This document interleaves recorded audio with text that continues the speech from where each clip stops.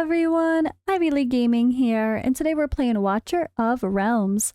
For today's video, we're going to go over the patch preview. And this is a bit of a late night post, but hey, they seem to drop these random patch notes at 10 o'clock at night my time every time, and here we go again, so I'm not surprised. So this was posted on some social media. I'm going to go through. I'm assuming these same graphics will show in-game as well in the notices. I checked and I don't see them yet, but maybe by the time this video goes out or the following day, it might be posted. But for now, I don't see it, so I wanted to make sure everybody sees it as soon as possible. So there is definitely a typo here. Commanders, mark your calendars for the upcoming patch on August 15th. I don't know if they mean September 15th. I don't know if that date is just completely wrong. So hopefully they will update it correctly when they post it in the game. But there's an upcoming patch, guys. When exactly? I don't know. Definitely not August 15th, though. Okay, so first of all, we have new stages of campaign. We're getting a Chapter 9. So Chapter 9, The White Tower. Prepare yourself for the exciting challenge of new monsters, new mechanics, and a powerful new boss. So if you guys played on the Forerunner server or you've watched content creators like Mabucket that played on the Forerunner server, there should be content already out there on Chapter 9. I'm sure he already has videos, so we can probably go take a look there. But yeah, new chapter is coming. We are also getting a Chapter 8, The Spectral Rift. It's kind of like some side campaign within the campaign. There's already one of those in the game now. They're just adding another one, which is great because it just means more rewards and another new challenge, of course, which is always fun. I love the campaign mode.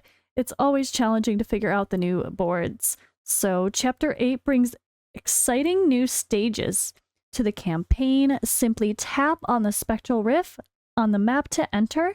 Clear them perfectly to earn rewards like rare summoning crystals. So easy little series of missions to get some rewards along the way. Always great that they add stuff like that to the game to keep it interesting and to give people new challenges, so I'm happy to see that. Looks like they're also adding the new faction trials, so gear up for the upcoming trial of the Infernal and the trial of Esoterists. I hate that name. So confusing. I say it wrong every time. But yeah, by completing these trials, you can earn rewards such as Shelter Insignia 3 and Might Insignia 3. Utilize them to enhance some attributes in all your heroes and battles. That's, of course, the Pantheon rewards, or bonuses, sorry. But yeah, the trials, there's been a couple factions missing, so it's really good to add that. More ways to get more stars. I know people have been laughing because they're stuck at 59 out of 60 stars to get the next legendary crystal reward. It's like the final reward, but of course these are going to add new stars, I would seem, so that should, I guess, take care of that issue. Next up, we have some exclusive artifacts. We did see this listed in one of the other updates. So these are for specific heroes. So we've got Winter's Grimace, Mind Flayer, Eye of Annihilation, Annihilator Drive, Drake Master, Bloody Thorn, Ritual Echo, Euphonic Cornet, Winter's Herald, and Visage of Sorrow. Discover a new set of exclusive artifacts that can be obtained by successfully clearing Void Rift Nightmare. So this is something I have heard others talk about from Nightmare Void Rift. Exclusive artifacts for heroes. That's really cool. I like to see that. It's something different. And yeah, I mean, I'm not doing Void Rift Nightmare anytime soon personally, but it's good to have goals to strive for. The artifacts are for Brokir, who's not even out yet. That's an interesting one. He's not on the global servers yet, I mean. Looks like we got Nocturne, Twin, Cetrim. Is that Ajax? I think so. And then we have Volca. Oh boy, there's more people I don't know. Pause.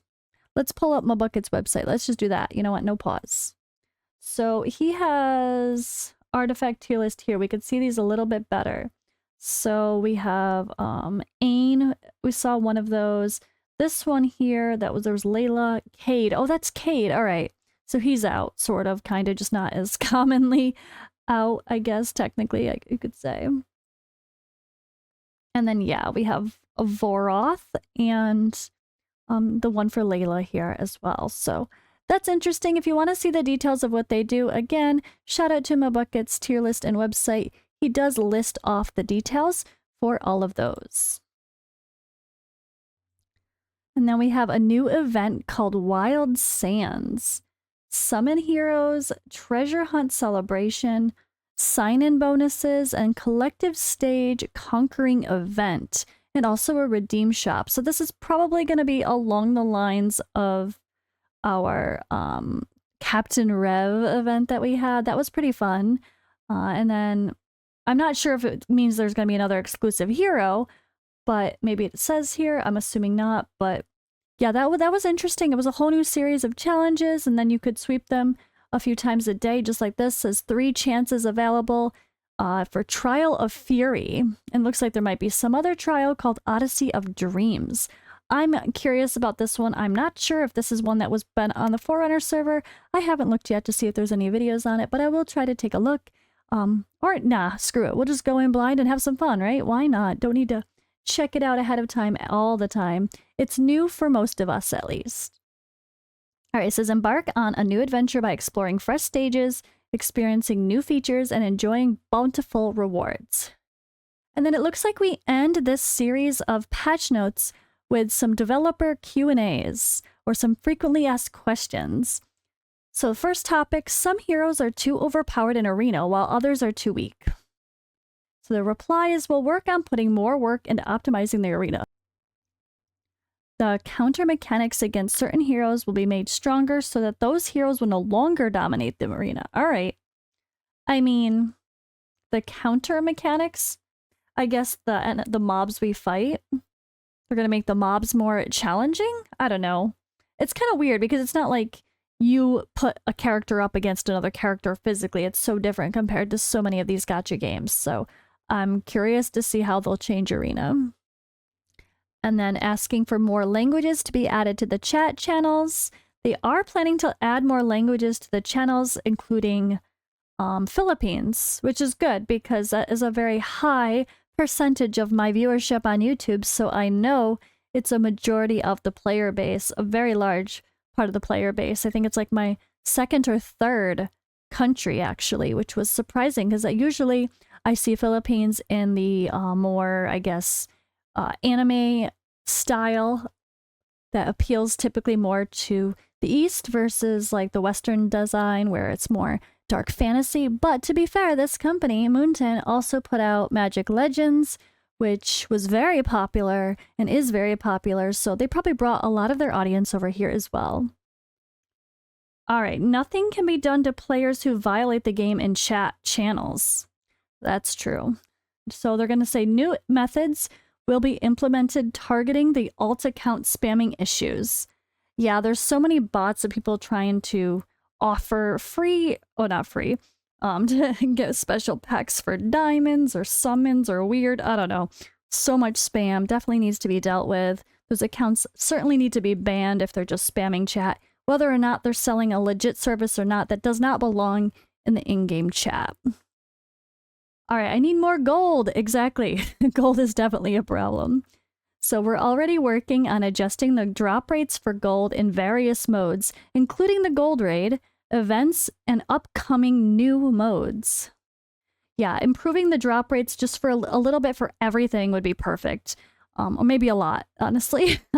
I just farmed 2,000 to 3,000, I think maybe 3,000 stamina in the gold raid because I was sick of slowly getting gold by selling artifacts and grinding out the gear raid. And I'm like, you know what? I just want to level some artifacts up. I'm sick of waiting. So I just went and farmed a shit ton of gold raid with the gold bonus turned on. And it's just so not rewarding. I really hope that that gets better soon. It sounds like it really is going to. So I'm really glad they're listening. And then Void Rift is too difficult for players to clear. So we will adjust and optimize the difficulty of Void Rift in our upcoming patches. Okay. To be fair, it would be nice if at least the first level of Void Rift is pretty attainable by most newer-ish players. Like, okay, maybe not if you're not in your first 2 or 3 at most weeks, but early on, okay, you shouldn't be expected to do all the content, but having a lower difficulty that allows players to have fun and try out the new game mode is not a bad idea. Sure, it should be hard. Let hard and nightmare be hard, whatever, but maybe normal should be a little bit easier just to let everybody have some fun in that game mode, right? But alright, that's all for now, guys. This is a short video, simple enough. We have lots of stuff to come. Sorry, no face video again, but I don't do this I shouldn't say again, I don't do this very often. I just wanted to keep it simple and give you guys the details and make sure everyone saw the update to come. And I have no idea when the date is. If I find out for sure when that is, if they update their graphics, I will put it in the notes, the description, and the pinned comment. But that's all for now. I'll see you guys in the next video.